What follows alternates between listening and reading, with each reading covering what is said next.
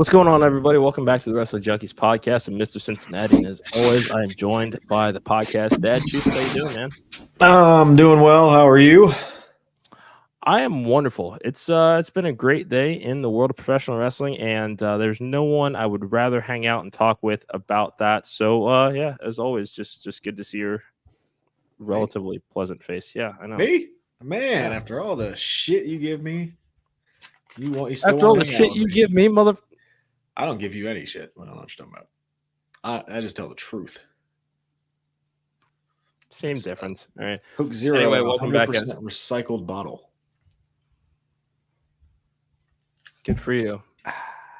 Good for you. You love me. Just once. I'm confident that I will make it through all of the plugs without. And just once, I'm confident one day I'll get a hat. Yeah, you're going to have to talk to Gorilla Press about that. But speaking of Gorilla Press, make sure that you're using promo code WJP2024 for 25% off site-wide GorillaPressapparel.bigcartel.com. If you are a wrestler, referee, manager, promoter, if you're in the business, you need merch for those tables, DM Will at Gorilla Press APP on X. They do amazing work. The most recent run with Anakin Murphy, Aaron Williams, and Gary J, the unsigned and don't care t-shirt flying off of the proverbial shelves in a digital sense, so to speak. Speaking of Gary J, PWI 500 is out. Those 500 names, the best in professional wrestling, released today. And congratulations we want to give to a few of our former guests on this show. Choops, usually our magic number is 1. As far as tell one person that, you should watch our show and support us and subscribe to our channel. Follow us on YouTube as well. But what's today's magic number? Is it that way? This way. 12. The other way. 12. It's not 3. It's 12. It's not 3. That is correct.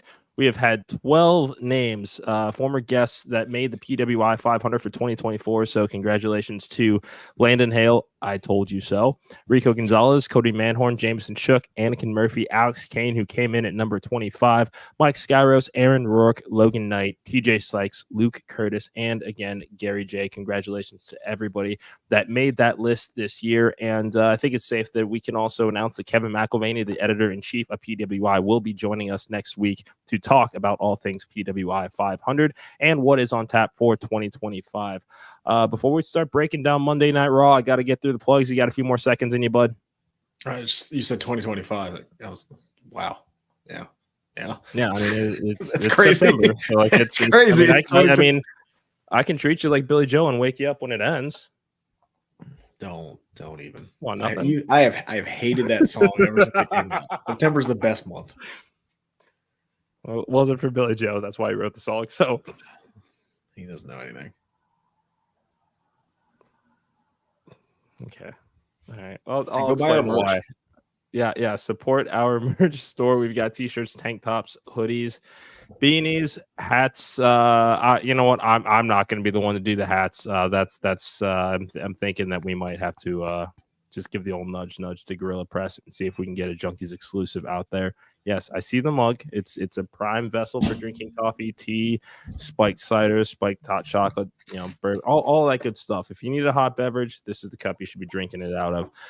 Make sure that you're following the Main Event Wrestling Network. Again, all things professional wrestling. We've got incredible podcasts, live short form content, blogs, memes, you name it. We've got an incredible group of people that we work with on a regular basis. So make sure that you are giving us a follow on all social media platforms. We've got let's see, Raw back to 3 hours on Netflix. We're definitely going to be bringing that up. Logan, good to see you in the chat tonight, my friend. We'll definitely be talking about the way that WWE just kind of slipped that in there during one of their commercial breaks last night. But we've got a few match announcements to get to. First and foremost, Battle for Sale Creek this past weekend. We sponsored our friends at SCI Tournament. That replay is now streaming live on IWTV. Next up, the sensei Aaron Wade is putting on his own show, and quite frankly, this is going to be a barn burner. I don't really think there's any other way to say it. Aaron Wade presents Dojos Rising, September 20th, 208 Fraser Avenue, the TWE Arena. Probably one of our favorite places that we've ever gone to an indie show. Is that fair to say? Yeah, probably my favorite. I won't lie. Yeah. Probably my favorite. Yeah. And make sure you check that out. Hopefully, it'll be streaming live on IWTV. We got some cool announcements coming related to that show as well. Our friends at Coastal Empire Wrestling Talk is cheap. Coming up September 28th, VFW Post 660. Dude, where else are you going to go to a wrestling show with $3 Wells, $3 Miller Lights? Oh, man, I'm looking on that poster. Looking on that poster, and I see somebody. Something looks a little. I see somebody up there, and he doesn't have a championship. Then he talked all kinds of shit. Man, all right. Well, hey, Hakeem. Yeah, and we will be having Tyler Shoup, who will be taking on Hunter James. He'll be joining us for Coastal Countdown when we release our official pre-show for CEW Talk is Cheap. I'm hearing that there is some malcontent with the referees of CEW based on the way that they have been treated by our friends Simon Sermon, Chip Schuyler, Reverend Donald Jakes. It's not our friends. It's not. I know. But things are a little testy right now. Okay. And what up to the great Brown Hope? Always great to see you. Make sure again you're following at main_event_net and Loco for Lucha on Instagram if you want all things Great Brown Hope. He does an incredible blog series for the Main Event Network. Couple more we got to get through here. Marcus Mathers, All I Want. We are sponsoring this show coming up September 26th at the H2O Arena. You can follow at ETU Wrestling for the complete lineup of the card that we have so far. Again, Marcus Mathers, who also made the PWI 500 this year. Again, one of the fastest rising stars in independent wrestling right now. So this is definitely a show that you do not want to miss. Again, that was sponsored in part by the Wrestling Junkies podcast. Did I miss anything else, my friend? I muted myself. I don't think you did. Sorry about that. First time for everything. I don't think I've ever done that. Oh, I mean, you have. It's just I don't point it out the way that you point it out. It's been a while since I've done that. No. So you have done it. Shut up. Love you too. Don't you have more plugs Monday Night Raw is what's that? Don't you have more plugs to get to? No. I know it was a joke. That's all of them. Just saying. I wanted to double check. I would have killed the town, bud. I'm gonna sick August Artois on you. Sorry, I know it's not gonna work. Something outside my door. That's why we're muting back and forth. But go into wall. Go into Raw. What's up with you today? You feeling all right? No. And it was only a matter of time before Kyle picked up on that. So. Hey, Monday Kyle. Night Raw. You know what? I'm just going to throw this out there. I don't think that he's watching right now, but just because we haven't seen him in here in a while, I'm going to acknowledge the king. Chris, I talked to him a little bit the other day. I hope he's doing well. We need to talk. What a win. Come on. Sorry. Me and the king have a common love, as you know, of the Philadelphia Eagles. Oh, really? You do? Tell me more. Did you get very far? Just wait till week 8, jackass. No, I'm counting the seconds, all right? I bet you are. Yeah, day shit. Can't do an inside joke in the middle of the pod. Come on.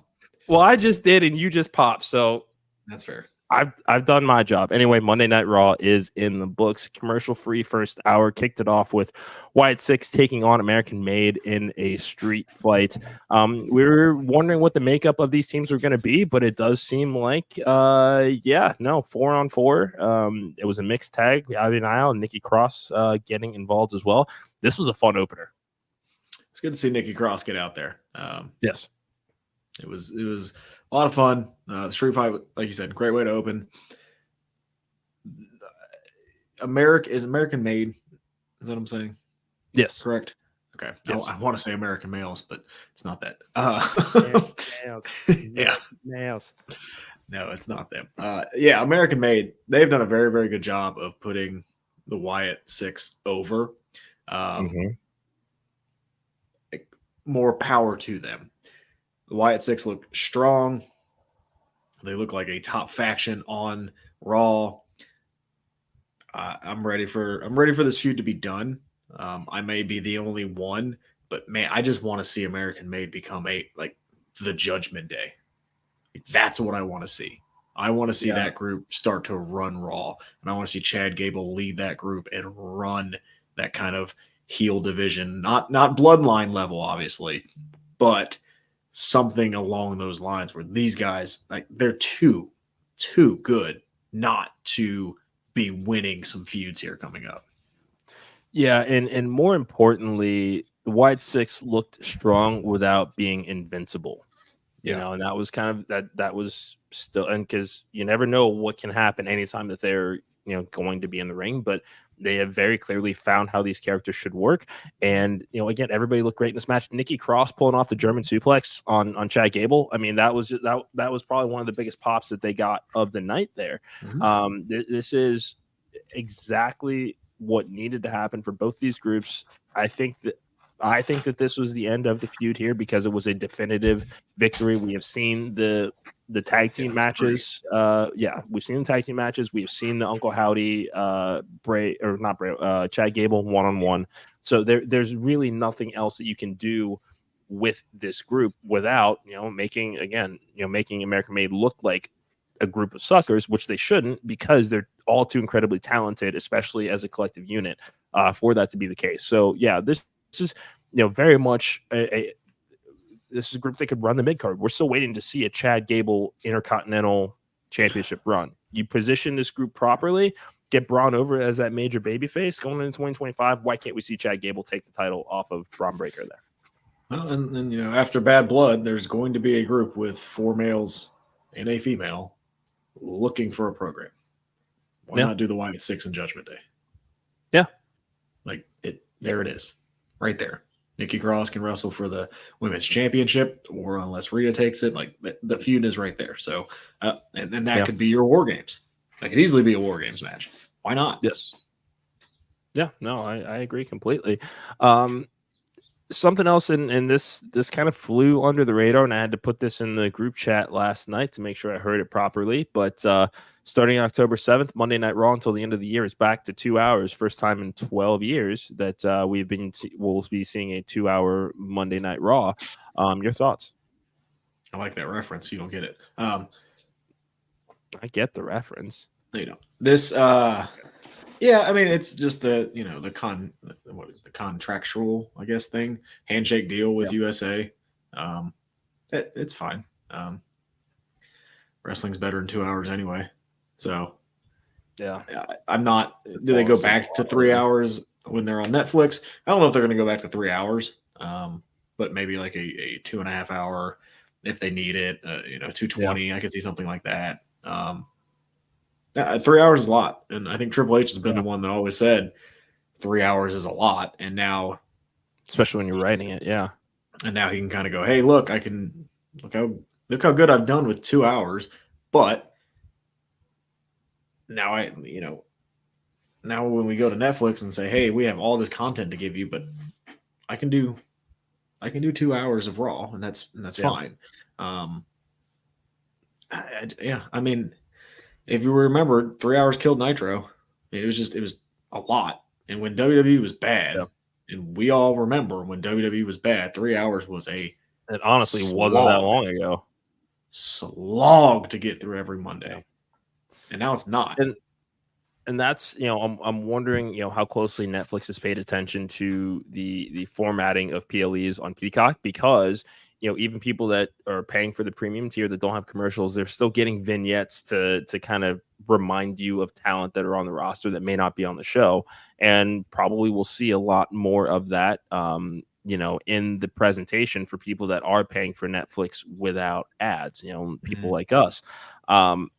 So, I mean, yeah, and especially if we're going to see more of that, I don't necessarily think you need a 3 hour Raw to do it, but, you threw out the number 2.5 hours. I think that's more than appropriate, as far as, especially if you're starting at, 8 p.m. still. Like, I think that's a fair enough run time for a show that is going to have limited commercial interruption, and those commercials are all going to be for the product that is airing on Netflix at that given moment.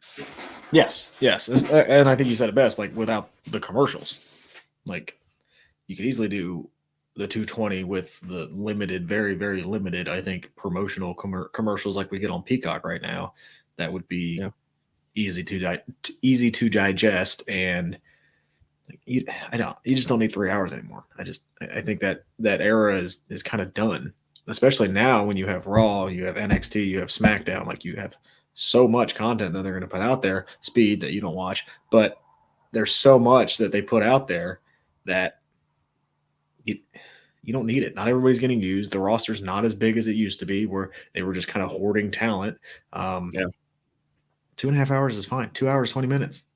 I'm good with that. No, it's a good number, and I still watch more Speed than you watch Leveled Up.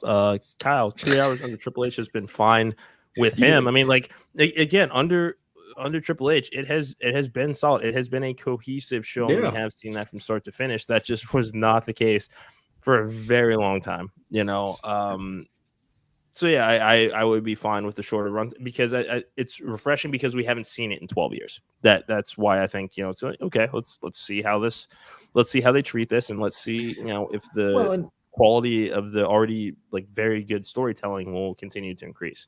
And look how good SmackDown and NXT have been since Triple H has taken over. Like, those shows have been really good. You're forgetting HB Shizzle as far as the NXT goes. That's pretty. But I'm just saying, since Hunter's been in charge, Hunter wasn't in charge of NXT 2.0. He was not. It showed. But those 2 hour shows are always usually very good, and it kind of leaves you wanting more. And I think that's kind of what he's going to want to go for, doing Raw back to 2 hours, is leave you wanting more and wanting you to come back next Monday to see what's going to happen. And it also could be the thing that AEW, I think, has done very well, is you don't have to see everybody every week. And absence makes the heart grow fonder. And if I don't see Drew McIntyre every week, I'd be okay with that, because now I want to tune into Raw to see him. Yeah, but at the same time, there's a fine line to take with that, because, you know, that same absence makes the heart grow fonder. And I think that you described it last week when we were giving our all-out predictions. Oh, breaking glass on Cheetah because somebody needs an opponent. Like, that's the fine line you have to kind of walk, as well as, yes, absence makes the heart grow fonder, but it can't be a like, okay, like, this is what it is. Perfect example of this: 6-woman tag last night. I was just about to say that. Didn't they just do that? Yes, because I mean, literally had to think. Wait, so who are they? Who are they getting here? Like, what? Like, genuine curiosity. No, and you hear the guitar riff, and even I was just kind of like, oh. Did you really? Like, were you generous? Like, you were curious. Literally, I just did not put 2 and 2 together. I just Canada and Bret Hart's on the show. I know, and I should have, and that's on me for that. That's absolutely 1,000% on me. But that was my thought process. Was like, oh, like who are we gonna get here? Who are we gonna get here? And then it was just like, and don't get me wrong, I am Team Natty. I'm not saying that I'm not, but the you know, when you're thinking mystery partner, like you're expecting kind of a return from injury or a new debut or somebody, you know, maybe somebody from NXT. Like, it would not have been out of the realm of possibility to think, oh, Tatum Paxley coming up and helping Lyra, because that's the story they're telling in NXT, something that advances a larger story of what's going on. Again, zero disrespect to Natty, future Hall of Famer, give her flowers, she's got a job for life there. Not who I was expecting, because that's not, that mystery partner implies a surprise. That's not a surprise, because Natty is there every week. She hasn't been there for a while, actually, but I mean, she's physically at TV every week, I would imagine. It's just, you know. No, I just think it's funny that that's who you like. You were like, oh, like that's the reaction we got, and you know, that was, I mean, and you could tell even in the crowd. Yes, she's a hometown hero, but they didn't necessarily pop for her the way that they pop for Bret. Yeah, no, they didn't. Well, no, it's Bret Hart. Come on. Best there was. I'm just saying the Canadians tend to be a much warmer audience to returns as far as hometown heroes. That I mean, I'm thinking, okay, if it's something a little bit more raucous, but it didn't get the reaction I think that they probably would have wanted. That's all. I liked. I'm gonna forget their name. What's their name? The group Pure Fusion Collective. I love their gear. Yeah, no, they came out and they matched and everything looked like they looked like a legitimate team, and that's legitimately all I could ask for in a team is to look presentable. especially for those three. Because how many tag team partners have both Zoe and Shayna kind of shuffled through over the years, and things have kind of just been a start-stop for Sony as well. And there were other external factors, over the last couple of years that have played a part in that. But yes, as far as a cohesive, hey, here's the new group on the block, love it. Good, absolutely love it. Looked good. So we're getting Hell in a Cell. Yeah, we knew that was coming. Kind of hey, we're gonna get you guys a Hell in a Cell. I wish they would have done. I mean, I don't think it really needed to be more than that. We have already seen them. I'd like to see Punk come back and like demand it and kind of cut a passionate promo, which I'm sure we're gonna get. Yeah, we'll still get it. But I would have rather seen Punk kind of like get to Adam Pearce and go, "Hey, this is what I want." Like this is taking it too far. The strap match was. Excuse me. I think I muted. Did I mute? For a Nobody second, heard me belch? Yeah. Okay. No, you're good. Sorry. The Coke, the bubbles. Okay. Bubbles got to me. Okay. But and I think we'll get there. I think we will. But I wanted kind of that passionate promo from Punk to come out and go, "This is it. I'm tired of it. Hell in a Cell, me and you, it ends," kind of thing. Yeah, I mean, there's still 3.5 weeks, but it's funny you say this about Adam Pearce. Mostly, this is just funny because I found this on the interwebs either today or yesterday. But comparison of our GMs. Just take a second. Yeah. Well, yeah. I love them both, though. I mean, I love them both. Yeah. They're doing so well. But they're doing it is so nice well. to have.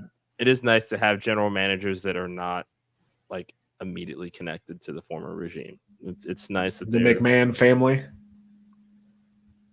Yeah, we can say the McMahon family. That's going to be. I mean, Shane's going to show up in AEW soon, so we need to get used to this. Tony Khan's going to shock the world, or whatever the hell he said at the press conference. This is just giving big finance bro energy, quite frankly. That's fine. That's okay. I don't need it personally. We've seen crazier things in wrestling. Yeah, Bret Hart came back to Monday Night Raw last night, hugged Triple H backstage, and I guess all is technically forgiven unless you are Bill Goldberg, the World Heavyweight Champion's favorite wrestler. That's fine. Him and Triple H have something in common. Look, in the year of our Lord 2024, Gunther alone has said that Bill Goldberg is his favorite wrestler, said that The Miz did not get bullied enough growing up, said that Randy Orton's kids are failures, and then beat Chad Gable to pieces in front of his own kid and then smiled about it. Tell me Gunther is the most diabolical heel. Well, okay, Christian's one of the most turtleneck. Come on now. Okay, can we say the most diabolical? I mean, we can't even say the most diabolical in WWE right now. No, we cannot. No, we cannot. He is great. But he is yes, great. And he's doing it with such a relaxed demeanor too. Just not, his presentation is different than what we're seeing of a Christian Cage right now. Oh yeah. No, this is final. Ooh, watch your words there, buddy. Watch your words. I didn't say. I'll say big boss level. Yeah. Big boss level, not final boss level, but big boss level. He's the final boss of Monday Night Raw. Oh buddy, that dude is nowhere near Dwayne yet. That Dwayne we just saw. Nowhere. I'm not saying that it wasn't, but we also can't take away the aura that they are trying to build for Gunther of this kind of final boss. He's a big boss. And until he gets on the screen and goes Mama Rhodes, then I will call him the final boss, because I actually want to hear him say that. There's an AI program out there somewhere that can put that together for you. It'd be great. Well, you use all of them. Come on. Do it for me. I don't know which one. I'm sure you'd figure it out. You're smart. Thank you. Yeah, see, I got your compliment, so shut up. And we're back. NXT? Judgment Day. Oh, yeah, not quite yet. Rhea Ripley, Liv Morgan, official. Yes. And Jey Uso, #1 contender for the Intercontinental Championship. I don't think any of us are really surprised that that's what the result was. I'm a little surprised how many people think he's going to beat Bron Breakker. There are a lot of people thinking he's going to beat Bron, which I don't think. Would it be a bad thing if he did? Yeah. I do. I think so. Want to elaborate a little bit? Where's Bron going to go? You have built Bron Breakker as a generational future it. You're going to have him lose to Jey Uso, who hasn't won a big-time singles match in his career yet? But we've seen stories built off of people not being able to win the big one. How long did it take Dreamer to get that win over Raven? Now, I get granted that was one particular opponent, but is there really? I mean, the losing streak aside, which again, also what they built towards for Sami Zayn winning the title at WrestleMania, that you like to point out to me, what is the true harm in Jey Uso, who is part of one of the greatest, if not the greatest tag team in WWE history, longest tag team title reign ever. Like he has his own set of accolades here. And I know that you're not super crazy about this main event Jey Uso run that they've put him on, but put a little bit more respect on his name. It's not like we're saying fucking, I don't know, insert any other name here. We're not saying it's super crazy. You called me super crazy. I'm super and I'm crazy. I remember him. That's a time in WWE history that I'd like to forget. Oh, the Mexicools. Yep. Yeah, they wrote out their wandeers. So I don't know. Like, I don't think he's gonna beat Bron. I just think it's a little surprising how many people think like Jey Uso is going to beat Bron. Like, do you think that's going to happen though? Like, you don't think it's going to happen, right? Do I personally know? Yeah, but like I'm picturing a Gunther-esque reign for Bron Breakker, and that's fine. That's fine. But how many times have we both said on this show the one thing that's missing is feeling like a champion could lose their title in a program that we're seeing on WWE TV? This is the exact same thing. So if people think that because of how Jey Uso is being presented, has a shot at beating Bron Breakker for the Intercontinental Championship, what's wrong with that? This isn't one of those things that we can have both ways, because we just saw it when Sami beat him. Because we all thought Bron was going to beat Sami the first time. We all did, and it's the same thing. I think a lot of us thought Gunther was going to beat Sami at Mania. So, I mean, are we saying that for the next however the hell long that Bron Breakker holds the title, we're just not supposed to think that there's anybody that can beat him right now? I don't think it's Jey Uso. That's it. Because I just think there is a larger story that's going to be told with Jey Uso in the bloodline. I mean, that's coming. That's coming. Yeah. So this gives him something to do in the meantime. I think it'll be a great match. Like, I'm not saying Jey Uso is a bad wrestler, and he's connected as hell with the fans. I love Jey Uso. Jey Uso is a lot of fun. I want him in the Usos again. I miss the Usos. And that's nothing against Jey Uso. That's nothing against Jimmy. They've done this. They tried it. I miss the Usos. Okay. It's just me. Fair. Do you have an NXT preview up real quick by chance? Of course I do. Come on. I come prepared. Okay. Well, all right. We have the Radicals were deemed unable to compete. The Rascals. Yeah, the Radicals. Wow. Due to circumstances. So kicking off the show tonight will be the Street Profits and Axiom and Frazier, or whatever the hell we call them. Fraxium. Yeah. Yep. We have Charlie Dempsey defending the Heritage Cup against Javon Evans. Always fun. That should be a good match. It's a fun clash of styles. Really good match. Yeah. Julia makes her in-ring debut against Chelsea Green, which Chelsea's going to get her head kicked in. Of course, Chelsea Green, because somebody knows how to make the most of their minutes. Yes. Obafemi as a mystery opponent by the Don, who we saw a little bit of a preview of from Anonymous. It is. You're telling me you don't want to watch Obafemi throw Omos? I do. I will be watching that. Save it for a larger. No. I see what you did there. Save it for a larger. Jordan Grace has a open challenge tonight for the TNA Knockouts title. Ooh. So your son came up with another suggestion of who it could be, and I like this way better. That's not my son, but that is my Ian. son. Sorry. Ian, why don't you pop into the chats then?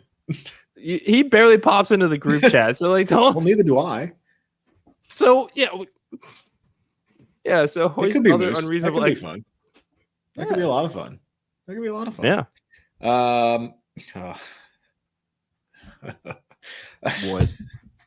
What? Rich Holland goes 1-on-1 with Duke Hudson.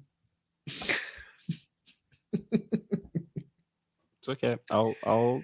And then in a last man standing match, Pete Dunne and Trick Williams. Number one contendership. Winner faces Ethan Page at Halloween Havoc. So, yeah.